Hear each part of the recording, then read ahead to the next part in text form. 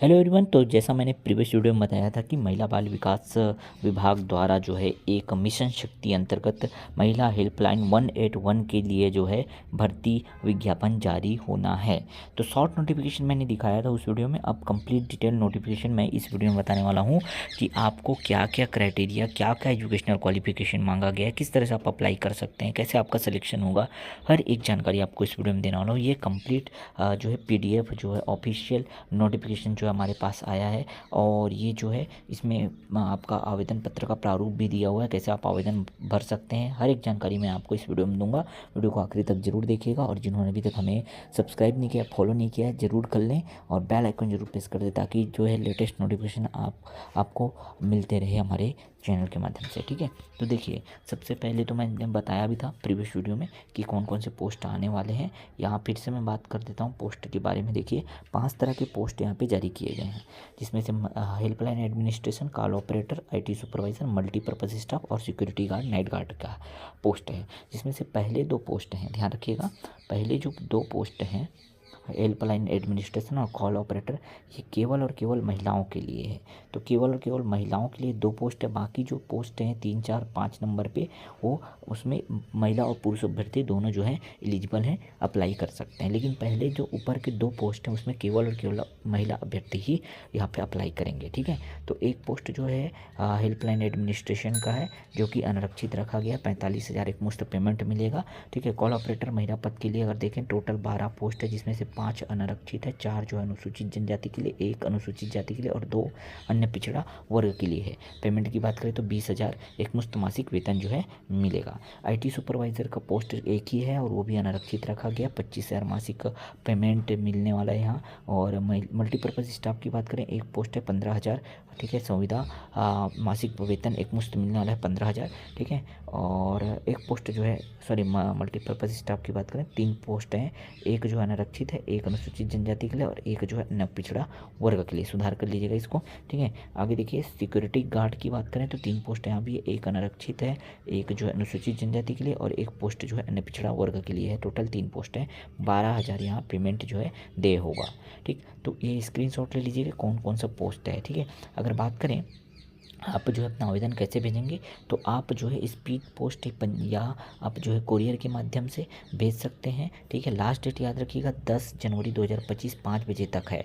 ठीक है, 10 जनवरी 2025 5 बजे तक अगर आपका आवेदन वहाँ पहुँच जाता है, कहाँ पहुँचना है ध्यान रखिएगा, एड्रेस भी नोट कर लीजिए।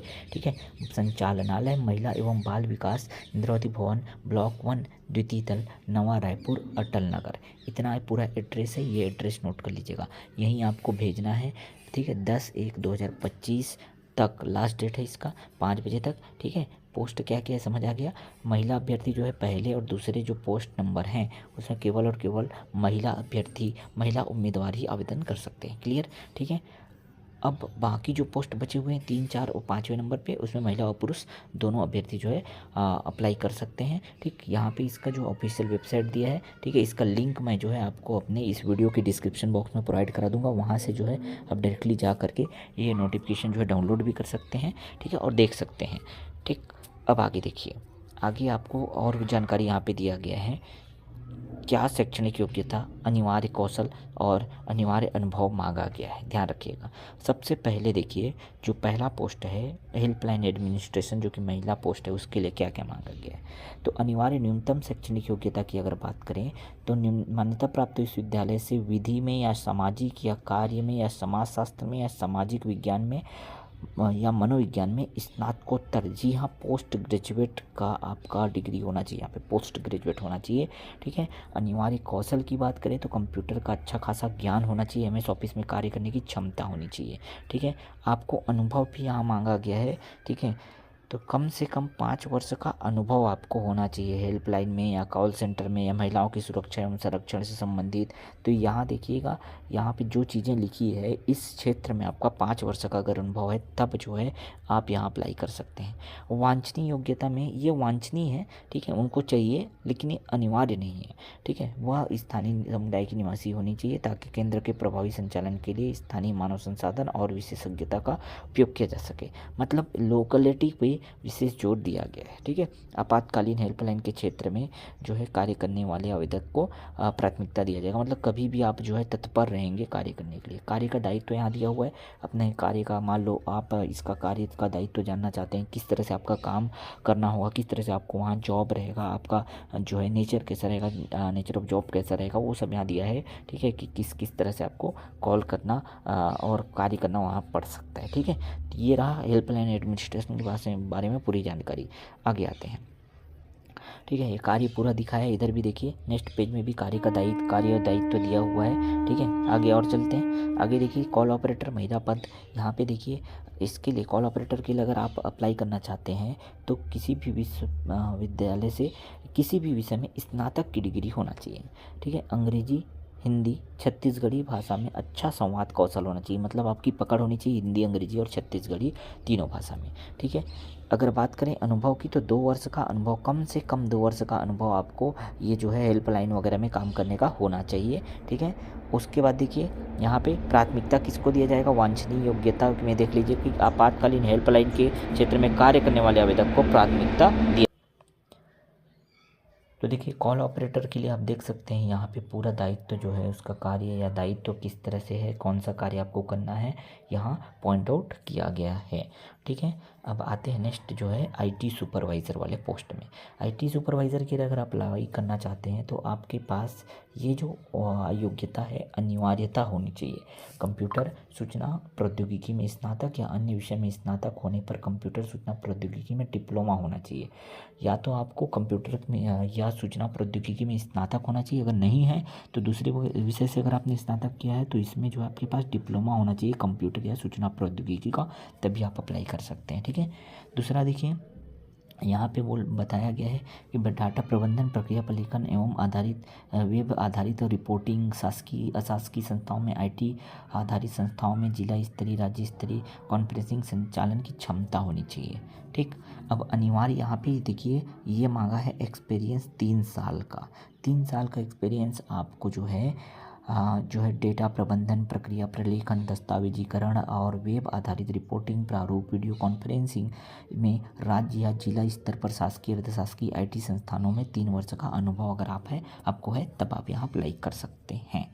ठीक है, वांछनीय योग्यता देखिए आपातकालीन हेल्पलाइन के क्षेत्र में कार्य करने वाले को प्राथमिकता दी जाएगी। मतलब जो पहले से हेल्पलाइन वगैरह में, आपातकालीन हेल्पलाइन में कार्यरत हैं, कार्य करते हैं, उनको यहाँ प्राथमिकता दिया जाएगा। ठीक है, दायित्व या कार्य की बात करें तो यहाँ पे भी लास्ट में देखिए, लास्ट वाले कॉलम में यहाँ पॉइंट आउट किया गया है, देख सकते हैं दायित्व क्या रहेगा। अगर आप आईटी सुपरवाइज़र के लिए अप्लाई कर रहे हैं और आपका सिलेक्शन हो जाता है तो आपका दायित्व क्या क्या रहेगा।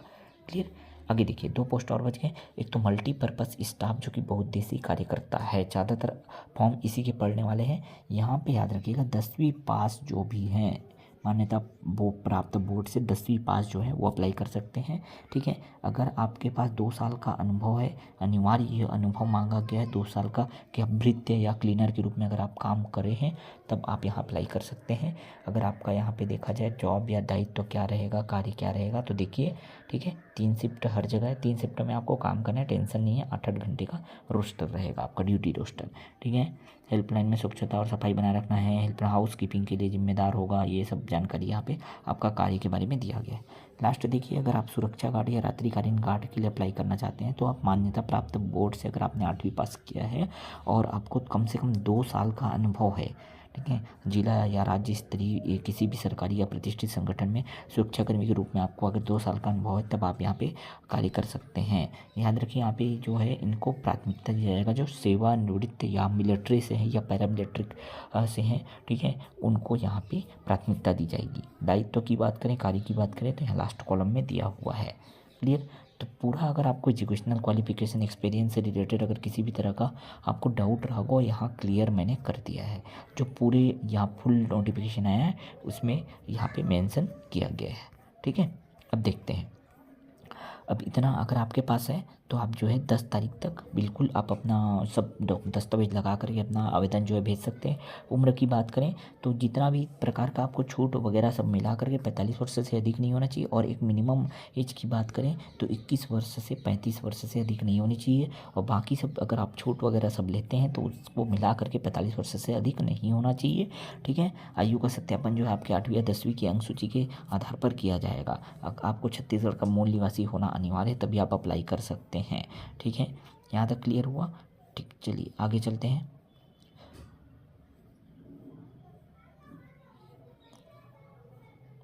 अनुभव के संबंध में निर्देश दिया। देखिए अनुभव कहाँ से होना चाहिए। ठीक है, तो ये पॉइंट बताया अनुभव के बारे में। अनुभव आपको कहाँ से मान्य होगा, कौन सा अनुभव आपका मान्य होगा। किसी भी तरह का फर्जी वाला से जो बनवा लेते हैं ऐसी कागज़ में नॉर्मली, वैसा वाला अनुभव नहीं चाहिए। यहाँ पे 4 पॉइंट दिया हुआ है अनुभव के संबंध में। आपको अनुभव या एक्सपीरियंस कहाँ से होना चाहिए, पूरा जानकारी यहाँ बता दिया गया है। ठीक है, वो देख लीजिएगा। और आगे चलते हैं।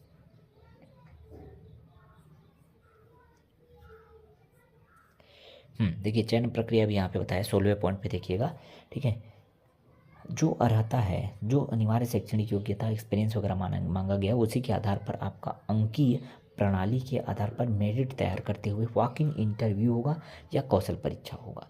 ठीक है, कौशल परीक्षा, स्किल टेस्ट या वॉक इन इंटरव्यू के जरिए भी अपना चयन कर सकते हैं। अनिवार्य शैक्षणिक योग्यता में किसी भी तरह की शिथिलता जो है नहीं दी जाएगी। मतलब एक्सपीरियंस वगैरह जो मांगा गया अनिवार्य है, यह आपको होना ही चाहिए, तभी जा कर के आप अप्लाई कर सकते हैं। अगर आपने अप्लाई कर भी दिया तो आपका फॉर्म रिजेक्ट हो जाएगा, अगर आप अनिवार्य शैक्षणिक योग्यता जो है आपके ऊपर लागू नहीं होती तो।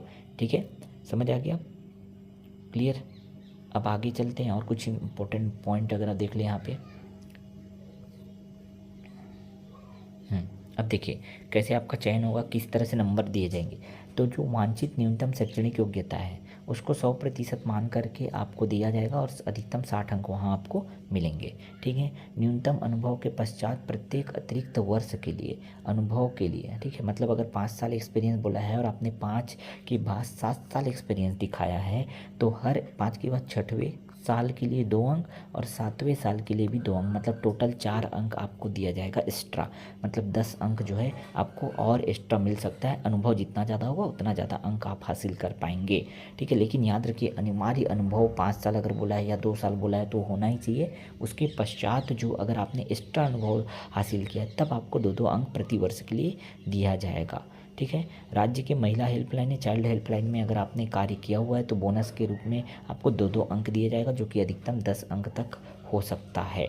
ठीक है, उसके बाद कुल 80 अंक के आधार पर मेरिट तैयार की जाएगी, याद रखिएगा। ठीक है, 80 अंक, देखिए 10 अंक यहाँ का, 10 अंक यहाँ का, 20 हो जाएगा, और 60 जो है आपका शैक्षणिक योग्यता के आधार पर। तो 80 अंक के आधार पर मेरिट तैयार किया जाएगा। उसके बाद आपका इंटरव्यू, वॉक इन इंटरव्यू होगा या आपका कौशल परीक्षा होगा जो 20 अंक का होगा। टोटल आपको यहाँ पे याद रखिएगा स्थानीय भाषा बोली का ज्ञान होना आवश्यक है। वॉक इन इंटरव्यू के दौरान इस आधार पर भी मापदंड रखा जाएगा। इस तरह से आपका 100 अंक के आधार पर टोटल मेरिट बनेगा। ठीक है, तब जा कर के आपका यहाँ चयन होगा। क्लियर, समझ गए बात को। ठीक, नियुक्ति की अवधि जो है अधिकतम 2 वर्ष की अवधि हेतु योग्य अभ्यर्थी का चयन यहाँ पे दिया गया है। ठीक है, तत्पश्चात कार्य योग्यता, कार्य क्षमता और व्यवहार तथा विभाग की आवश्यकता के अनुसार जो है इसको प्रत्येक बार 1 वर्ष के लिए आगे बढ़ाया जाएगा, लेकिन अभी फिलहाल 2 वर्ष के लिए आपको वहाँ चयन किया जाएगा। ठीक है, तो पूरी जानकारी आपको समझ आ गई यहाँ तक।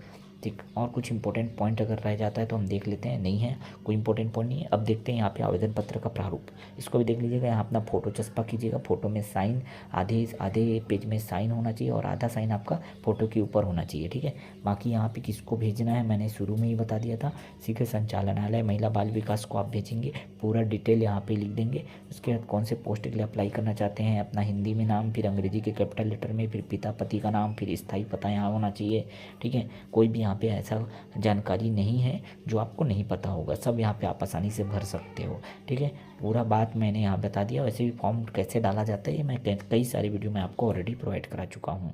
ठीक है, तो ये इतना आपका दस्तावेज भी होना चाहिए सब, यहाँ हस्ताक्षर करना बिल्कुल ना भूलिएगा, नहीं तो फॉर्म आपका वहीं रिजेक्ट हो जाएगा। ठीक है, तो पूरा ये डिटेल नोटिफिकेशन आया उसके बाद मैंने आपको ये बता दिया। ठीक है, चलिए मिलते हैं स्टूडियो में।